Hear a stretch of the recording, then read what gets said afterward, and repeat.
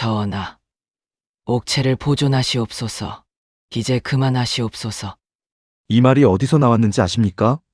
왕이 잠자리를 하고 있는 바로 옆방에서 60대 상궁이 벽 하나 사이로 왕의 숨소리를 듣다가 직접 내뱉은 말입니다.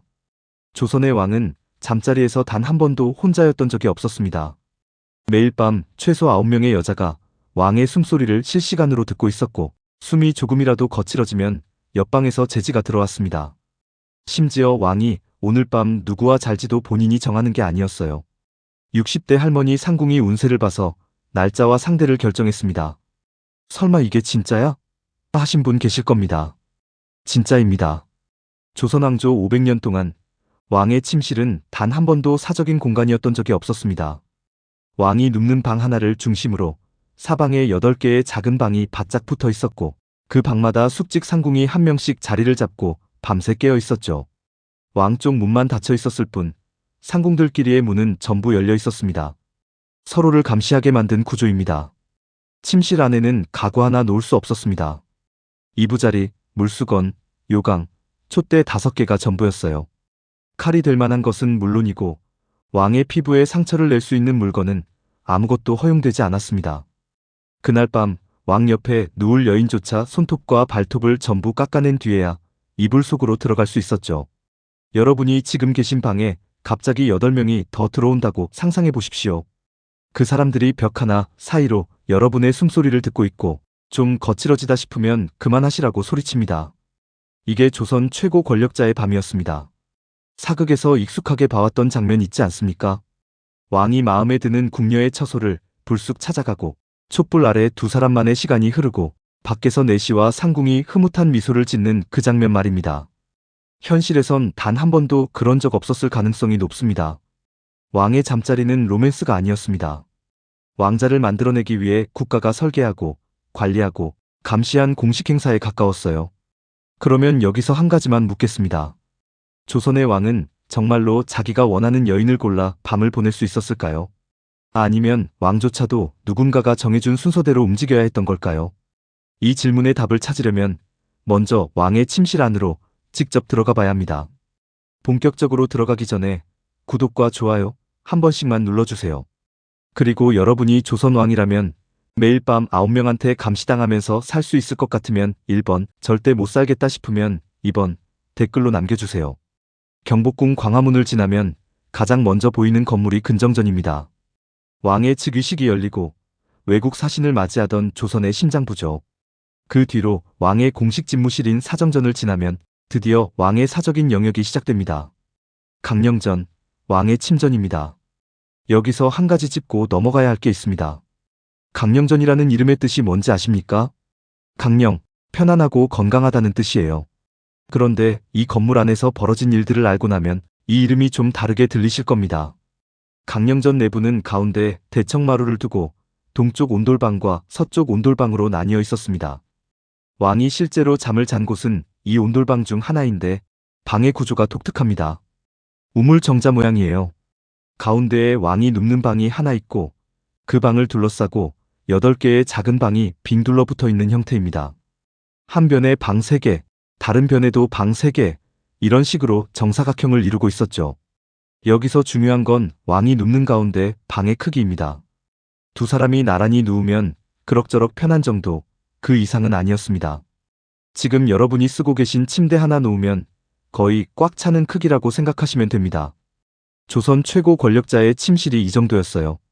그리고 이 가운데 방을 둘러싼 8개의 방에는 숙직 상궁이 한 명씩 들어갔습니다. 아까 말씀드린 60대 이상의 연로한 상궁들이죠. 이 구조에서 핵심은 문의 배치입니다. 왕의 방과 상궁방 사이의 문은 닫혀 있었지만 상궁방과 상궁방 사이의 문은 전부 열어두었습니다. 왜 그랬겠습니까?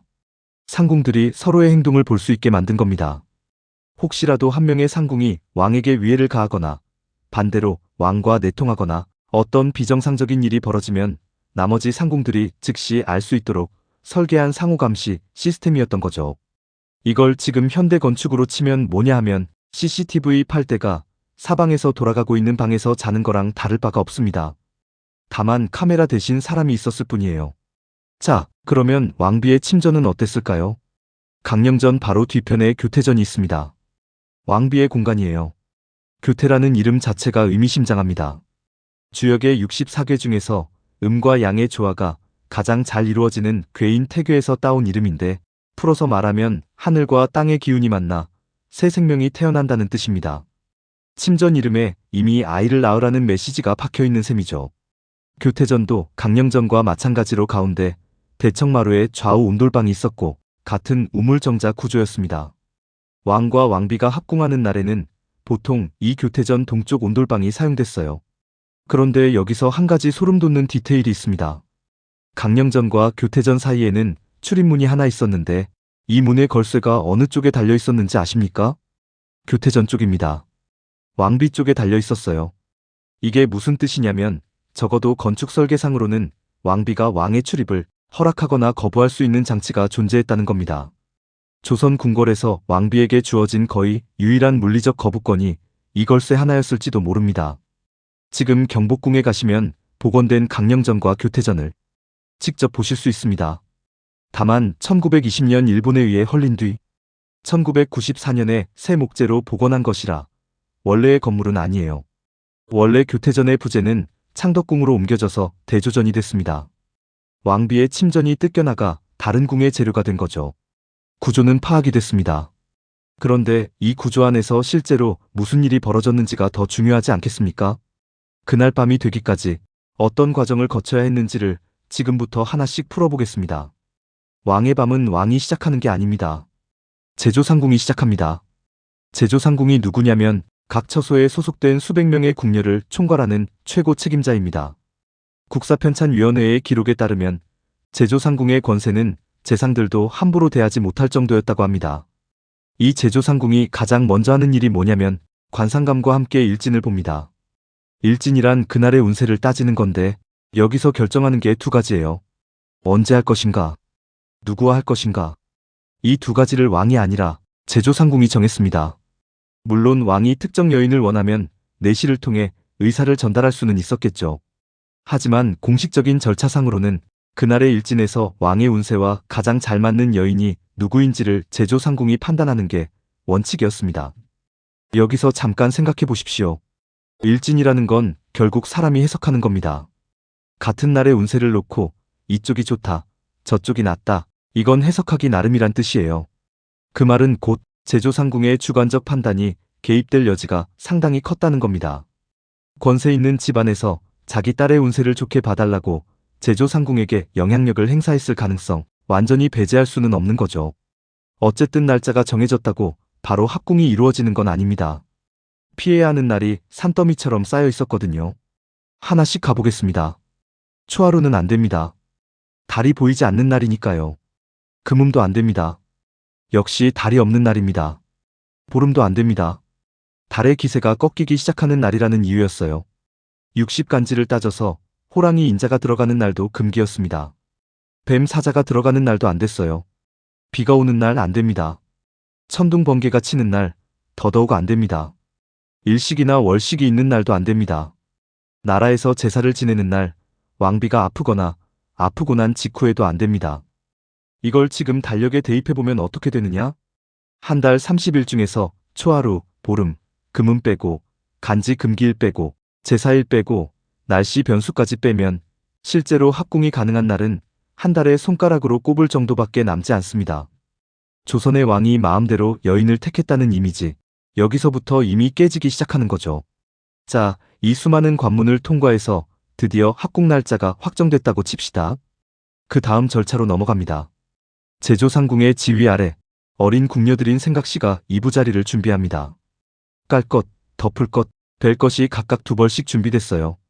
흥미로운 건 고종 때의 기록인데 삼축당 김씨라는 후궁의 증언에 따르면 고종은 보류를 3벌이나 준비하라고 명령했다고 합니다. 이유는 정확히 기록에 남아있지 않아요. 여름이면 모기장도 반드시 쳐야 했습니다. 궁궐에는 나무와 숲이 많아서 모기가 유난히 극성이었다고 해요. 사극에서 왕의 침실에 모기장이 안 보이면 그건 고증이 틀린 겁니다. 이부자리 머리맡에는 물수건을 놓고 그 옆에 요강과 타구를 대령합니다. 타구가 뭐냐면 침이나 가래를 뱉는 그릇이에요. 그리고 촛대 5개에 불을 밝힙니다. 여기까지가 침실 세팅입니다. 그 다음이 중요합니다. 왕과 여인이 방에 들어오면 숙직 상궁을 제외한 모든 궁녀가 즉시 침실 근처에서 철수합니다. 50대 후반의 궁녀도 얼씬할 수 없었어요. 남는 건 오직 60대, 70대의 연로한 상궁들 뿐이었습니다. 왕의 성관계에 사실상 개입하는 사람들이니 나이가 많아야 왕이 심리적으로 덜 부담스러웠을 거라는 해석이 있습니다. 두 사람이 자리에 들면 연로한 상궁 한 명이 침실 이곳저곳을 최종 점검합니다. 이부자리 상태를 확인하고 촛대 5개의 불을 하나씩 꺼나갑니다. 마지막 촛불이 꺼지는 순간 그제야 왕과 여인의 밤이 시작됩니다. 그런데 시작이라고 해서 둘만의 시간은 아닙니다. 아까 말씀드린 대로 사방에 상궁 8명이 깨어 있으니까요. 이 상궁들의 임무는 왕을 시중드는 동시에 왕의 행위를 관리하는 것이었습니다. 왕이 너무 오래 가거나 너무 격렬하다 싶으면 옥체를 생각하시어 그만하시옵소서라는 제지가 들어왔어요. 왕이 어린 나이에 즉위한 경우에는 이 상궁들의 역할이 훨씬 더 컸을 겁니다. 사실상 지도에 가까운 수준이었다는 증언도 남아 있습니다. 여기서 한 발짝 물러나서 이 전체 그림을 보면 한 가지가 분명해집니다. 왕의 잠자리에서 최우선 목표는 처음부터 끝까지 오직 하나, 왕자의 생산이었습니다. 왕의 쾌락은 부차적인 것이었고 심지어 경계의 대상이기까지 했어요. 신하나 백성들에게는 허용되는 사적인 즐거움이 왕에게는 원칙적으로 허용되지 않았던 겁니다.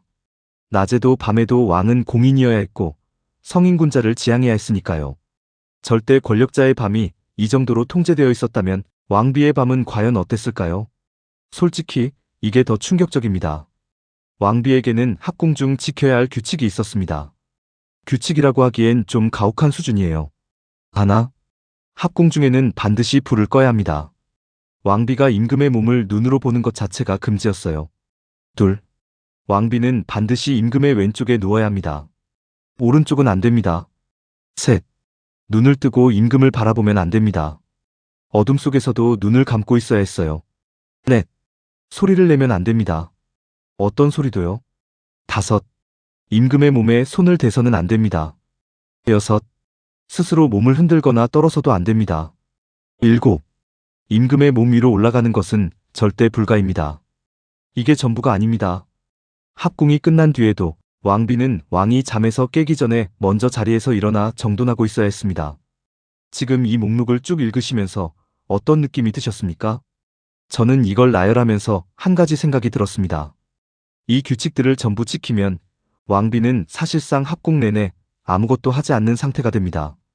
보지도 못하고 만지지도 못하고 소리도 못 내고 움직이지도 못합니다. 그냥 어둠 속에서 왼쪽에 누워있는 것, 그게 왕비의 밤이었어요. 여러분이 왕비의 자리에 있다고 한번 생각해 보십시오. 8살에서 10살 사이에 세자빈으로 간택되어 궁에 들어왔습니다. 한국민족문화대백 과사전의 기록을 보면 조선시대 왕비 대부분은 세자의 빈으로 시작했는데 세자가 8살 전후에 혼인했기 때문에 빈 역시 비슷한 나이에 궁에 들어올 수밖에 없었습니다. 10살도 안 된 나이에 부모 곁을 떠나 궁궐 깊숙한 곳에 들어와서 수십 년을 이 규칙 속에서 살았습니다. 교태전 뒤뜰에 피는 꽃이 왕비의 무료함을 달래주는 거의 유일한 즐거움이었다는 기록이 남아있어요. 기껏해야 후원 나들이가 고작이었고 친정 식구가 가끔 들어와 말동무를 해주는 정도였습니다. 그런데 여기서 아까 말씀드렸던 그 걸쇠 이야기를 다시 꺼내볼까요? 강령전과 교태전 사이 출입문의 걸쇠가 왕비 쪽에 달려 있었다고 했습니다. 건축 설계상으로는 왕비가 문을 잠글 수 있는 구조였다는 뜻이에요. 그런데 실제로 왕비가 이 걸쇠를 걸어 잠그고 왕을 거부한 적이 있었을까요? 기록에는 남아있지 않습니다. 걸쇠는 있었지만 그걸 쓸 수 있는 왕비는 없었을 겁니다. 왕을 거부하는 왕비는 투기로 몰릴 수 있었고 투기는 폐비의 사유가 됐으니까요. 실제로 성종의 왕비 윤씨는 투기를 이유로 폐비됐습니다. 숙종의 계비 인현왕후가 궁 밖으로 쫓겨날 때도 명분 중 하나가 투기였어요. 걸쇠는 존재했지만 한 번도 사용되지 못한 거부권. 이게 조선 왕비의 위치를 가장 정확하게 보여주는 장치가 아닐까 싶습니다. 합궁 중에 보지도 듣지도 만지지도 움직이지도 못했던 왕비. 구중궁궐의 한가운데서 가장 높은 자리에 있었지만 그 자리가 곧 가장 외로운 자리이기도 했습니다. 그러면 이쯤에서 이런 의문이 드실 겁니다. 왕비에게 이 정도의 규제가 있었다면 후궁이나 궁녀는 오히려 더 자유로웠던 걸까요? 답부터 말씀드리면 자유롭다고 할 수는 없었습니다. 다만 달랐습니다. 어떻게 달랐는지 지금부터 이야기해 보겠습니다. 왕비와의 합궁에는 8명의 상궁이 사방을 둘러쌌습니다. 눈도 못 뜨고 소리도 못 내고 손도 못 대는 규칙투성이었죠. 그런데 후궁이나 궁녀와의 밤은 분위기가 사뭇 달랐습니다. 물론 완전한 사생활이 보장된 건 아니었어요. 하지만 왕비와의 합궁처럼 관상감에서 기리를 받고 제조상궁이 공식적으로 지휘하는 수준까지는 아니었다는 증언이 남아 있습니다. 왕이 특정 궁녀를 눈여겨보고 있으면 내시를 통해 미리 그 궁녀를 준비시킨 뒤 왕의 처소로 들여보내는 방식이었어요. 사극에서처럼 왕이 갑자기 궁녀의 방을 찾아가는 일은 없었지만 왕비와의 합궁에 비하면 절차가 훨씬 간소했던 거죠. 그렇다고 아무 궁녀나 왕의 처소에 들어갈 수 있었느냐? 절대 아닙니다. 궁궐 안에 궁녀가 몇 명이나 있었는지 아십니까? 국사편찬위원회 자료에 따르면 조선 후기 기준으로 400명에서 600명 사이였습니다. 영조 때 실학자 이익의 성호사설에는 684명이라는 기록도 있어요. 연산군 시절에는 행차할 때 1000명이 넘는 궁녀를 동원했다는 기록이 연산군 일기에 남아 있습니다. 이 수백 명 중에서 왕의 승은을 입는 궁녀는 대략 10명 안팎이었습니다. 확률로 따지면 2%도 안 되는 거예요. 주간경향의 보도에 인용된 김용숙 교수의 표현을 빌리면 낙타가 바늘구멍을 뚫는 것만큼 어려운 일이었습니다. 그러면 이 극소수의 궁녀가 왕의 처소에 들어가기까지 어떤 과정을 거쳤는지 한번 따라가 보겠습니다. 왕이 한 궁녀를 선택하면 그 궁녀는 먼저 몸을 깨끗이 씻습니다. 그리고 손톱과 발톱을 전부 깎아냅니다. 이게 단순한 위생 문제가 아니에요. 왕의 몸에 상처를 낼 수 있는 모든 가능성을 원천 차단하는 겁니다. 손톱을 깎은 뒤 궁녀는 옷을 전부 벗습니다. 수건 한 장만 들고 이불 속으로 먼저 들어가서 왕을 기다렸어요. 여기서 한번 멈춰봅시다. 이 장면을 가만히 들여다보면 뭔가 이상한 점이 보이지 않으십니까? 궁녀가 먼저 들어가서 기다린다는 건 왕이 나중에 온다는 뜻입니다. 왕이 오기 전까지 궁녀는 아무것도 걸치지 않은 상태로 수건 하나만 쥐고 이불 속에서 기다리고 있어야 했어요. 그 시간이 얼마나 됐을지는 기록에 없습니다. 하지만 한 가지는 분명합니다. 이 과정에서 궁녀에게 거부권은 없었습니다. 왕이 선택하면 따르는 것, 그게 전부였어요. 그리고 거사가 끝난 뒤에 절차가 또 있습니다. 궁녀는 왕이 잠에서 깨기 전에 먼저 일어나야 했습니다. 방 안에 미리 준비해둔 궁녀복을 입되 이때 겉치마를 뒤집어서 입고 나왔습니다. 치마를 뒤집어 입는다는 게 무슨 뜻이겠습니까? 밖에서 보면 한눈에 알 수 있게 되는 겁니다. 이 궁녀가 간밤에 왕의 승은을 입었다. 뒤집힌 치마가 곧 표식이었어요. 그 치마를 보고 제조상궁이 승은 여부를 확인하고 기록에 남겼습니다. 그날 밤 왕과 어떤 궁녀가 함께했는지가 공식적으로 관리됐다는 뜻입니다. 왕의 사적인 밤은 어디까지나 국가의 관리 대상이었던 거죠. 자, 그러면 이 승은을 입은 뒤에 궁녀의 삶은 어떻게 바뀌었을까요? 승은을 입는 순간 궁녀의 신분이 바뀝니다. 그날부로 승은상궁 또는 특별상궁이 됐어요. 한국민족문화대백 과사전에 따르면 승은상궁은 모든 업무에서 해방됐습니다. 더 이상 지밀에서 시중을 들거나 침방에서 바느질을 하거나 소주방에서 음식을 만들 필요가 없었어요. 오직 왕의 곁에서 왕을 모시는 것, 그것만이 유일한 임무였습니다. 꽃단장을 하고 왕의 부름을 기다리며 세월을 보냈다는 기록이 우리 역사넷에 남아 있습니다. 그런데 여기서 끝이 아닙니다. 승은상궁이 됐다고 모든 게 해결되는 건 절대 아니었어요. 한국학자료센터의 분석을 보면 승은 자체는 그걸 인정하고 싶지 않은 쪽에서 부정해버리면 소용이 없었습니다. 확실한 물증이 없으니까요. 남녀간의 일은 왕이라 해도 은밀한 부분이 있고 왕 본인도 관계한 모든 여자를 챙기는 게 부담스러울 수 있었습니다. 후궁을 공식적으로 들이려면 비용이 상당히 들었거든요. 궁 밖에 거처할 집도 마련해야 하고 품귀에 따라 토지도 하사해야 하고 여색을 멀리하라는 신하들의 눈치도 봐야 했습니다. 왕에게도 유야무야 넘어가고 싶은 심리가 작동할 수 있었던 거예요. 그래서 궁녀에게는 승은 다음의 결정적인 단계가 반드시 필요했습니다. 임신이요. 아이를 가져야 했습니다. 그것도 가능하면 아들을요. 출산은 부정할 수 없는 물증이니까요. 왕실의 아이가 태어나면 어떤 형태로든 조치를 취하지 않을 수가 없었습니다. 승은을 입었느냐가 시작이라면 아이를 낳았느냐가 진짜 승부처였던 겁니다. 이 승부처를 통과하면 드디어 내명부의 품계를 받게 됩니다. 그런데 이 품계라는 게 또 단순하지가 않아요. 8단계로 나뉘어 있었습니다. 경국대전에 명시된 조선 후궁의 품계는 총 8단계입니다. 맨 아래부터 올라가 보겠습니다. 종사품 수건, 정사품 소원, 종삼품 수경, 정삼품 소용, 종이품 수계, 정이품 소애, 종일품 귀인, 정일품 빈 8단계입니다. 이걸 지금 회사로 치면 뭐냐 하면 사원에서 시작해서 대리, 과장, 차장, 부장, 이사, 상무, 전무까지 올라가는 구조와 비슷합니다. 다만 결정적인 차이가 하나 있어요. 회사에서는 실력과 연차로 올라가지만 내명부에서는 오직 한 가지로 올라갔습니다. 왕의 아이를 낳았느냐 못 낳았느냐? 극단적으로 말하면 그게 전부였습니다. 궁녀가 승은을 입으면 일단 승은 상궁이 됩니다. 이 상태에서 아이를 낳지 못하면 승은 상궁 지위에 평생 머물러야 했어요. 품계로는 정오품, 궁관의 최상위입니다. 하지만 아이를 낳으면 상황이 완전히 바뀝니다. 종사품 수건부터 시작해서 품계를 받기 시작하는 거죠.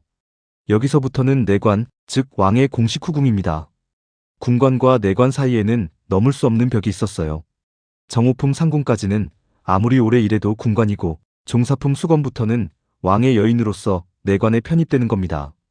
같은 궁궐 안에 살지만 신분 자체가 달라지는 순간이었죠. 그러면 한번 올라가면 끝이냐? 아닙니다. 아이를 더 낳으면 올라가고 왕의 총애가 깊어지면 올라가고 공로가 인정되면 올라갔습니다. 반대로 총애를 잃으면 거기서 멈추는 거예요. 8단계 중에서 가장 위, 정일품 빈까지 올라간 후궁은 조선 500년 역사에서 손에 꼽을 정도입니다. 빈이라는 자리가 어느 정도 위치냐면 내명부에서 왕비 바로 아래입니다. 왕비는 품계를 초월한 존재였고 빈이 사실상 품계가 있는 여인 중 최고였어요. 그렇다면 이 8단계 사이에서 후궁들끼리의 관계는 어땠을까요? 같은 후궁이라도 간택 후궁과 승은 후궁은 출발선부터 달랐습니다. 한국민족문화대백 과사전의 기록에 따르면 간택 후궁은 왕비나 세자빈처럼 가래색을 설치하고 금올령을 내린 뒤 공식 절차를 거쳐 뽑힌 사대부 집안의 규수였습니다. 처음부터 양반 명문가 출신이었어요. 반면 승은 후궁은 시녀, 관비, 심지어 물깃는 무수리 출신까지 있었습니다. 한미한 집안에서 어린 나이에 궁에 들어와 궁녀로 살다가 어느 날 왕의 눈에 띄어 하루아침에 신분이 바뀐 경우죠. 같은 종사품 수건이라 해도 간택으로 들어온 수건과 승은으로 올라온 수건은 궁 안에서의 대우가 같을 수 없었습니다. 출신이 달랐고 뒤를 봐주는 가문의 힘이 달랐고 궁중 예법을 익힌 깊이가 달랐어요. 간택 후궁은 사가에서 소학이나 내훈을 이미 배우고 들어왔기 때문에 궁중 법도에 밝았습니다. 중종의 후궁 창빈 안씨와 귀인 한씨가 문정왕 후에 친잡내 때 예법을 정확히 알아서 칭찬을 받았다는 기록이 남아있을 정도예요. 반면 승은 후궁 중에는 궁중 예법을 제대로 모르는 경우도 있었고 왕의 총애만 믿고 선을 넘는 일이 벌어지기도 했습니다. 한국민족문화대백 과사전은 이렇게 기록하고 있습니다. 조선시대 왕의 후궁 중에서 정치적, 사회적으로 무리를 일으키는 후궁들은 대체로 사적인 승은을 받은 후궁들이었다. 이게 단순히 그 사람의 성격 탓만은 아니었을 겁니다. 바닥에서 출발한 사람이 갑자기 꼭대기 근처에 올라가면 그 자리를 지키기 위해 수단과 방법을 가리지 않게 되는 건 어쩌면 당연한 일이니까요. 그래서 이 8단계 서열은 단순한 등급표가 아니었습니다. 한 줄로 정리하면 이렇습니다. 왕의 아이를 낳았느냐가 입장권이었고 어떤 집안 출신이냐가 좌석 등급을 결정했습니다. 그런데 이 서열 사다리를 진짜로 맨 밑바닥에서 맨 꼭대기까지 올라간 사람이 있느냐고요? 있습니다. 그것도 조선 역사에서 가장 극적인 두 사람이 있어요. 한 명은 물을 깃던 무술이었고 다른 한 명은 데뷔 전의 시녀였습니다. 둘 다 바닥에서 시작해서 정일품 빈까지 올라갔지만 끝은 정반대였습니다. 한 명의 아들은 조선에서 가장 오래 왕좌에 앉았고 다른 한 명은 사약을 받고 죽었습니다. 조선 500년 역사에서 가장 바닥에서 시작해 가장 높은 곳까지 올라간 여자가 있습니다. 최씨라는 성 하나만 전해질 뿐 궁궐에서 부르는 이름조차 없었던 여자입니다. 물을 깃고 빨래를 하고 바닥을 닦는 일을 했는데 조선에서는 이런 일을 하는 사람을 무술이라고 불렀습니다. 무술이는 궁녀도 아닙니다. 내명부에 이름이 올라가지 않고 품계도 없고 월급도 궁녀의 절반이 채 안 되며 궁녀가 입는 저고리조차 입을 수 없었습니다. 궁궐 안에서 가장 낮은 존재, 그 여자가 조선에서 가장 오래 왕좌에 앉은 남자를 낳습니다. 제위 52년 83세까지 살았던 조선 최장수 왕 영조가 바로 이 무수리의 아들입니다. 그런데 이걸 단순한 신데렐라 이야기로 읽으면 절반밖에 보이지 않습니다. 최 씨는 7살 무렵 궁에 들어왔다고 전해지는데 입궁 기록 자체가 남아있지 않습니다. 간택으로 들어온 궁녀라면 반드시 기록이 남거든요. 기록이 없다는 건 기록할 필요조차 없는 신분이었다는 뜻이고 그 사실만으로도 이 여자가 궁궐 안에서 어떤 취급을 받았는지 짐작할 수 있습니다. 이상한 점이 하나 있습니다. 무수리는 왕의 동선과 겹치지 않는 공간에서 일하도록 궁궐 구조 자체가 설계되어 있었는데 숙종은 이 여자를 만났습니다. 어떻게 만났는지 실록은 침묵하지만 숙종이라는 왕이 여자 문제에서 유독 파격적이었다는 건 분명합니다. 역관의 사촌 동생이라는 이유로 조정 전체가 반대한 장희빈을 밀어붙여 후궁으로 삼은 왕이니까요. 무수리 출신 여자를 침전해 들인 것도 같은 맥락이었을 텐데 그게 외모 때문이었는지 성정 때문이었는지 단순한 호기심이었는지는 지금으로서는 알 길이 없습니다. 최 씨는 승은을 입었습니다. 앞에서 말씀드린 절차 그대로 목욕을 하고 손톱 발톱을 깎고 아무것도 걸치지 않은 채 침전에 들어갔을 것이고 다음날 아침에는 치마를 뒤집어 입고 나와 제조상궁 앞에 기록을 남겼을 겁니다. 1693년 최 씨는 첫 아들을 낳습니다. 그런데 이 아이가 2달 만에 세상을 떠납니다. 무수리에서 겨우 한 계단 올라서자마자 그 계단이 무너진 건데 궁궐이라는 곳은 슬퍼할 시간을 주지 않았습니다. 이듬해인 1694년 종사품 수건에 봉해지고 같은 해 다시 아이가 찾아옵니다. 1694년 9월 13일에 태어난 아들의 이름은 금, 훗날의 영조입니다. 이 아이가 태어난 순간부터 최 씨의 품계는 빠르게 올라가기 시작합니다. 수건에서 수기로, 수기에서 귀인으로, 그리고 마침내 정일품 숙빈까지 무수리에서 빈이 되기까지 걸린 시간이 대략 5년 남짓입니다. 이 속도가 어느 정도인지 체감을 해보자면 일반 궁녀가 정호품 상궁이 되는 데만 최소 25년에서 35년이 걸린다고 했습니다. 최 씨는 품계조차 없던 무수리에서 정일품까지 5년 만에 뛰어올랐으니 평생을 바쳐도 닿을 수 없는 자리를 아이 하나가 단숨에 열어버린 셈입니다. 그런데 숙빈 최 씨의 인생에서 정말 무서운 건 올라간 속도가 아니라 올라간 뒤에 살아남았다는 사실입니다. 같은 시기 숙종의 곁에 있던 장희빈은 왕비까지 올라갔다가 사약을 받고 죽는데 최 씨는 빈의 자리에서 멈췄습니다.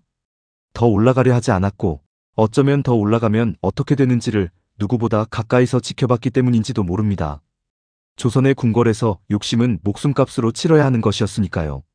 숙빈 최 씨는 1718년 49세의 나이로 세상을 떠나는데 아들 영조가 왕위에 오르기 6년 전이었습니다.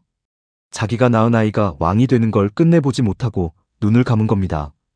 영조는 왕이 된 뒤 어머니의 묘를 직접 찾아가 신주 앞에서 글을 남겼고 제위 52년 내내 어머니가 무술이었다는 조롱에서 단 한 번도 자유롭지 못했다는 기록이 실록 곳곳에 반복해서 등장합니다.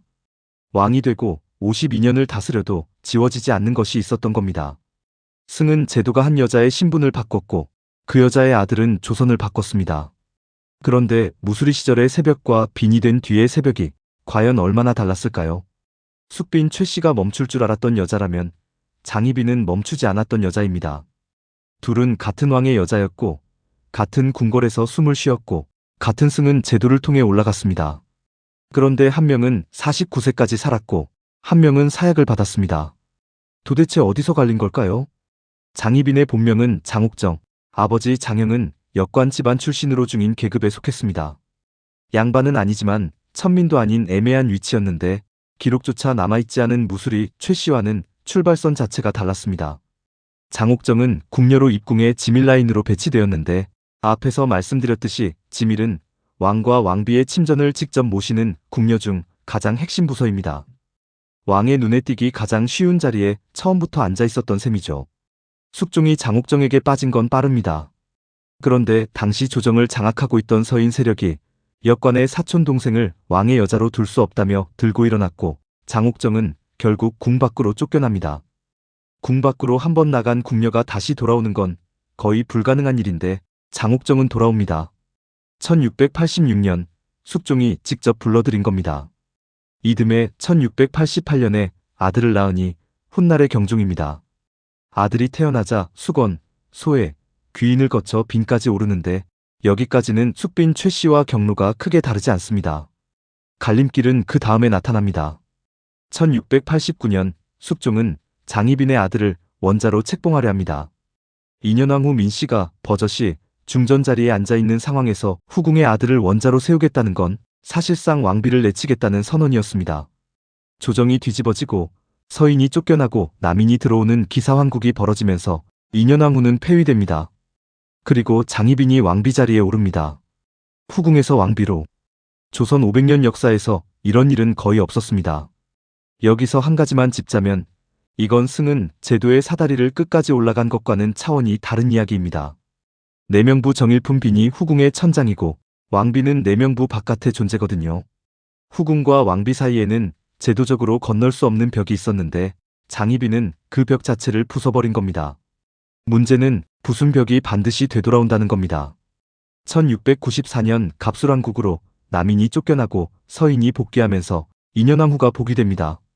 장희빈은 왕비에서 다시 후궁으로 강등되고 이때 희빈이라는 칭호가 붙습니다. 왕비였던 여자에게 다시 빈의 호칭을 씌운 겁니다. 여기서 멈췄다면 아마 장희빈도 목숨은 부지했을 겁니다. 멈추지 않았습니다. 1701년 인현왕 후가 병으로 세상을 떠나는데 장희빈이 취선당에 신당을 차려놓고 인현왕 후의 죽음을 빌었다는 고발이 터집니다. 무고의 옥이라 불리는 이 사건으로 숙종은 사약을 내렸고 1701년 10월 장희빈은 42의 나이에 생을 마감합니다. 같은 궁궐, 같은 왕, 같은 제도 위에 서 있었는데 결말이 이렇게 달라질 수 있다는 게 어쩌면 승은 제도의 본질을 가장 정확하게 보여주는 것 같습니다. 왕의 총애 하나로 바닥에서 꼭대기까지 올라갈 수 있는 시스템은 그 총애가 거두어지는 순간 꼭대기에서 바닥 아래까지 떨어질 수 있는 시스템이기도 하니까요. 올라가는 줄과 떨어지는 줄이 같은 밧줄에 매달려 있는 구조에서 최 씨는 그 밧줄의 무서움을 읽었고 장희빈은 밧줄을 끊어서라도 더 높이 올라가려 했습니다. 그래서 다시 묻겠습니다. 이 제도 안에서 현명한 선택이라는 게 진짜 가능했을까요? 멈추는 것도 올라가는 것도 결국 왕의 마음 하나에 달려 있었다면 이 여자들에게 진짜 선택권이라는 게 존재하기는 했을까요? 지금까지 말씀드린 내용 중 상당 부분은 사실 공식 기록에서 나온 게 아닙니다. 왕의 침전에서 무슨 일이 벌어졌는지, 상궁들이 어떤 식으로 감시했는지, 촛불은 몇 개였는지 이런 이야기들은 조선왕 조실록에 나오지 않습니다. 실록이라는 건 왕의 공적 행위를 기록하는 문서이지 침실에서 일어난 일을 적어두는 일지가 아니거든요. 그러면 이 이야기들은 대체 어디서 나온 걸까요? 1987년 숙명여대 김용숙 교수가 조선조 궁중풍속연구라는 책을 펴냅니다. 원고지 2800장 분량의 이 책이 다른 역사서와 결정적으로 다른 점이 하나 있는데 이 책의 핵심 자료가 문헌이 아니라 사람의 목소리라는 겁니다. 김용숙 교수는 창경궁 낙선제를 드나들면서 조선 왕실의 마지막 궁녀들을 직접 만났습니다. 윤비를 모셨던 궁녀, 김명길 상궁, 조한우 상궁 같은 분들인데 이분들이 실제로 궁궐 안에서 보고 듣고 겪은 이야기를 녹음하고 그 녹음을 기초 자료로 삼아 책을 쓴 겁니다. 여기서 잠깐 시간의 무게를 생각해 보겠습니다.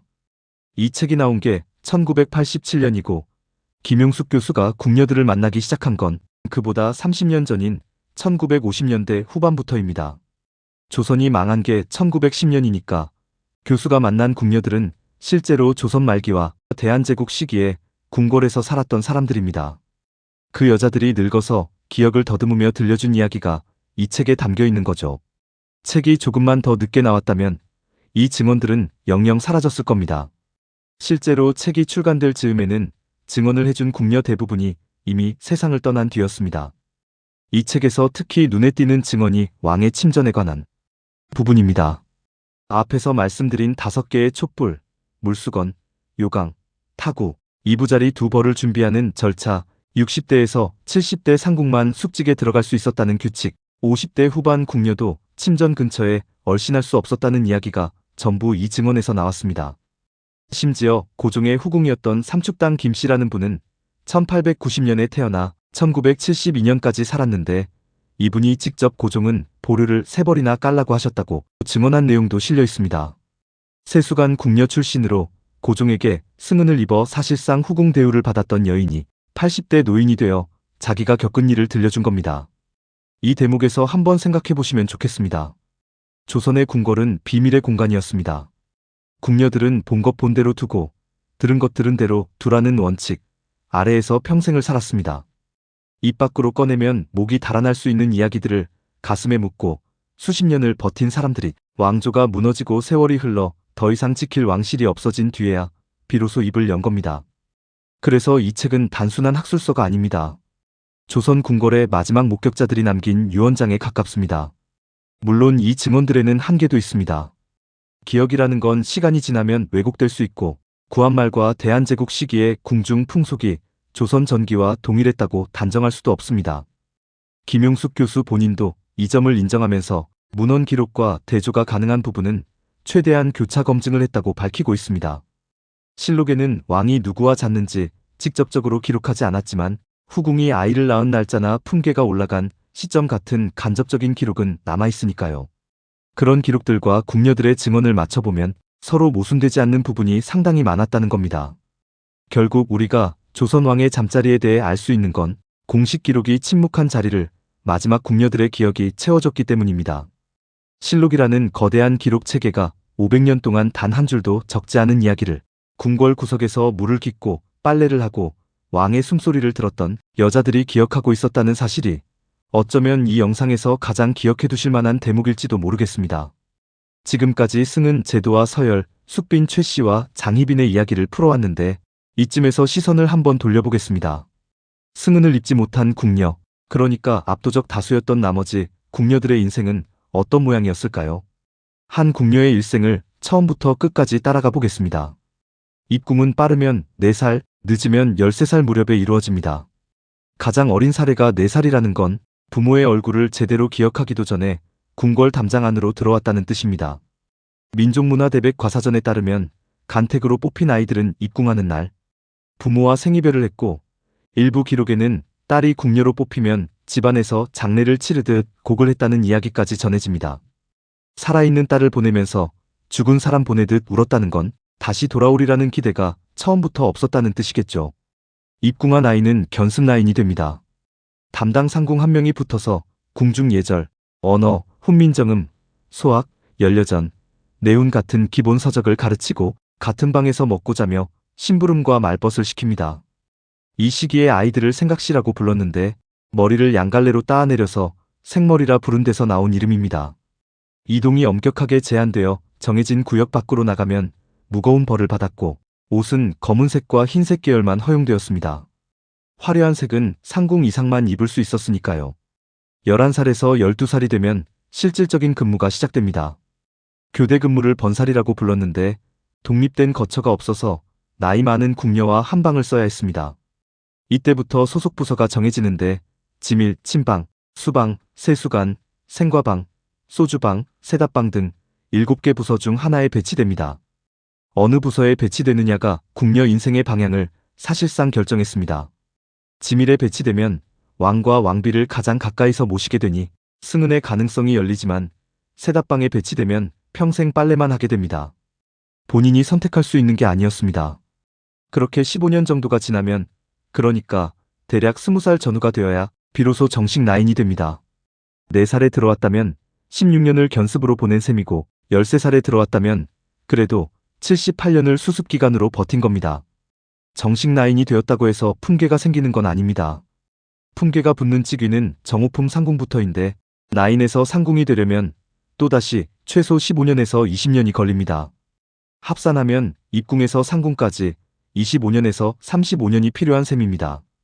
여기서 숫자를 한번 체감해 보겠습니다. 4살에 입궁한 궁녀가 상궁이 되는 나이가 빠르면 30, 늦으면 40 가까이입니다. 그 사이에 궁궐 밖을 나갈 수 없고 남자와 눈을 마주칠 수 없고 결혼은 당연히 불가능하며 부모를 만나는 것도 극히 제한적이었습니다. 20살의 봄도 30살의 여름도 전부 궁궐 담장 안에서 보낸 겁니다.